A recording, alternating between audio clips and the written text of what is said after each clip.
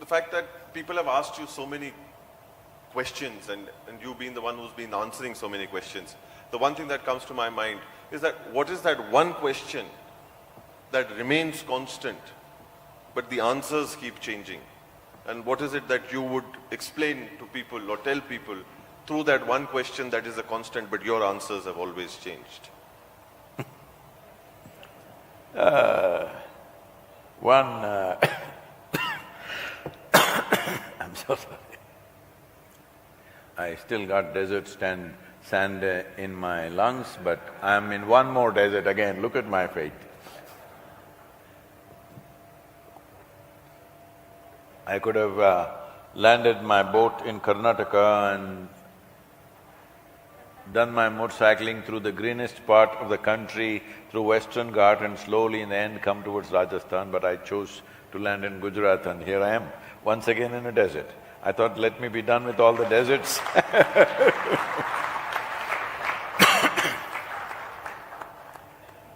So one constant question is always, it comes in different forms, but essentially they want to know how they can be happy, because their idea of happiness is they must get that and one that. Okay? Because this all trinkets, they also know, just to make themselves look profound, they also want God or heaven or something, little. If they start with that, then I may say, then go there. So they start with all these things. Why you want all this? Because I want to be happy. So essentially, what is the way that I fulfill everything and be happy? So we can answer this in many ways. The fundamental thing is, you will never fulfill these things because before you fulfill this, the next one is always ready. Hello? It's the nature of the desire, is by the time you fulfill this, the next one is always ready, isn't it? Did it ever get over, I'm asking? Only the day you are feeling really sick, say, Shiva, I don't want anything, Shiva, if I can just… Tomorrow morning, little energy coursing through your body, once again ready? Isn't it? Only sick people, those who are on the deathbed, they are desireless, but they have only one desire, to get healthy and live forever. So this silly thing is always going on in the human mind. Why is it such a simple thing as somebody wants to be happy? Why is it so complicated? All of you remember when you were 3, 4, 5, 6 years of age, you were bubbling with joy. Somebody had to make you unhappy. Now, by the time you are 30, now somebody has to make you happy. What happened? Why did the equation get reversed? No, I've grown up. Array, you at 5, if you were so joyful, and if you grew up, by the time you're 30, you should be ecstatic.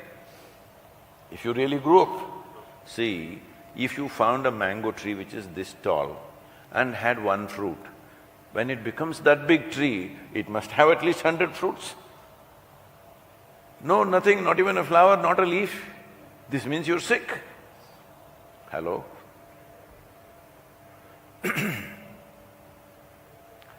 So, why this has happened is, this is the case of a potato farmer. You heard of him? You don't grow potatoes in Rajasthan? No, I understand. Understand. A potato farmer wanted to eat mangoes. He had the intelligence to go to the right tree. Which tree? You can't tell a story to people who are like this. Which tree? Mango tree he went. He had smart enough to go to the mango tree. He didn't go to the coconut tree and say, mango, mango. He's not that stupid. He knows he should go to the mango tree. He went to the mango tree. But out of sheer habit, started digging the ground looking for mangoes, because he's a potato farmer. When he did not find any mangoes, he became furious, dug furiously. As he dug more and more furiously, slowly the tree came down upon him. This is the story of humanity. Even right now, even the soil crisis, the soil crisis is just this. There is no one evil force sitting somewhere and planning how to destroy this planet. There is no such thing, though some activists think it's like that. Some juvenile activists are going about saying, oh, you did it, she did it, he did it. It's not like that. It's just human beings in pursuit of their happiness and well-being, they're digging the planet upside down. Not by evil forces. Every one of us are partners in this destruction, yes or no? Knowingly or unknowingly. The only way to turn it around is every one of us are partners in the solution also. Now, this longing to be happy is not a philosophy, not an ideology, not a religious teaching. It's an intrinsic longing that you want to live well. What is living well? You want to be pleasant. You want your life to be pleasant? Yes or no? I'll bless you every time I ask you a question, whether you say yes, no or silence, accordingly I'll bless you. It's up to you. Don't take this lightly.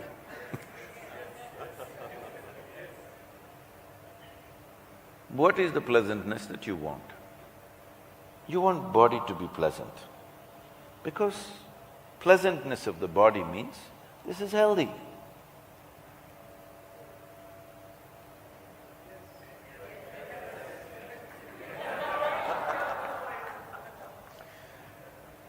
You want to be healthy.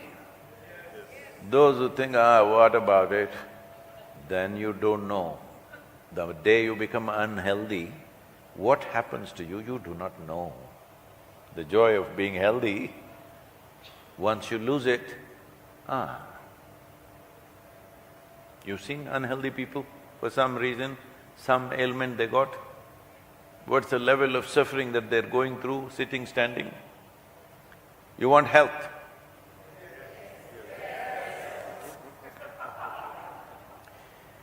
If the body becomes very pleasant, we call this pleasure. I'm not asking you, I know you want that. If the mind becomes pleasant, we call this peace. If it becomes very pleasant, we call this joy. If our emotions become pleasant, we call this love. If it becomes very pleasant, we call this compassion.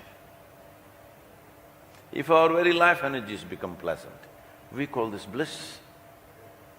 If it becomes very pleasant, we call it ecstasy. If our surroundings become pleasant, we call this success. Only to create pleasantness of our surroundings, you need resources, means, support, skills, cooperation of various forces around you. But to create pleasantness of body, pleasantness of mind, pleasantness of emotion and pleasantness of energy is 100% your business. I didn't hear a single yes. Surroundings, it is a question of times in which we are, where we are. It's not all us. Hello? It's not all made by me or you. What is around is made by the times in which we exist. But what is within must be 100% ours, isn't it? If you had taken charge of this, the previous question that was asked, would it mean anything? Pandemic is on, but you're healthy, your body is very pleasurable, simply the way it is. It's a great pleasure to live in this body. You're joyful, you're blissful, you're loving. Do you have any problem?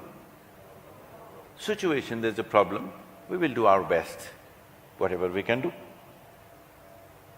Every human being can only do the best they can do. Now, when you yourself are not pleasant within you, you will not even do what you can do. This is the fate of 95% of humanity on the planet. Most of them in their life, they will not do what they can do. In our lives, if we do not do what we cannot do, there is no problem. But in our lives, if we do not do what we can do, we are a disaster, isn't it? Yes or no? What we cannot do, leave it, that's the way it is. What we can do must happen. But when you are a big issue by your own nature, your own body, your own mind, your own emotions keep you busy because you are an issue, what other issue will you handle? What else can you do? Because managing your silly emotion is a whole lifetime. If you are 30, 40, 50 years of age and you still don't know how to use your thought and emotion for your well-being, that means you're a cripple, isn't it? Hello? If you are 30 years of age and you don't know how to use your hands, okay, you are disabled. If you don't get it, I will call you a cripple. If you do not know how to use your thought, every day wherever you sit, it pokes you, pokes you, pokes you, pokes you. Suppose your hand is like this, if it sits here, it goes and pokes your eye all the time, you have a serious problem or no? So just because you do it with your thought and emotion, you think you don't have a problem? You're a serious case. Your only comfort is everybody around you is in the same condition. But that's how it is in a mental asylum. Only a doctor looks crazy. This happened. Can I tell you a joke because you're becoming serious? Because seriousness is the main reason why human beings have become like this. People have always been asking you to be serious. For everything, these days young people are using the word seriously all the time. I was driving I was driving in Abidjan in Côte d'Ivoire. This is the first time I am there in Africa, in that country. It's a small little country in West Africa for the COP15. I had to go to some other embassy to get some visa, something. So I'm driving. Like I found that everybody on the street knows me, taxi drivers know me, security people know me. I couldn't believe this in Africa. This is the first time I'm going, and that too, it's a French-speaking country, not so much an English-speaking country. Then a car is going slowly through a narrow street. One guy is sitting on the floor, on the pavement. You know that kind of man who is drunk at 10 o'clock in the morning? You have them too. And he's just sitting there like this. And he says, "Seriously, Sadhguru?" I said, "Oh my..."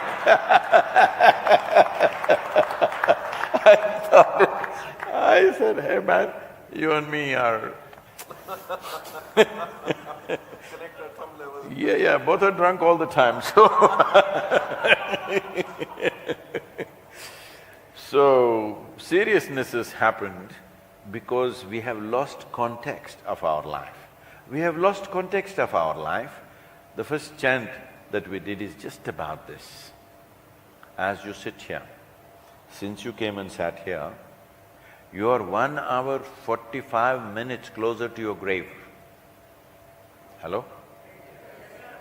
This is not my curse, it's happening, all right?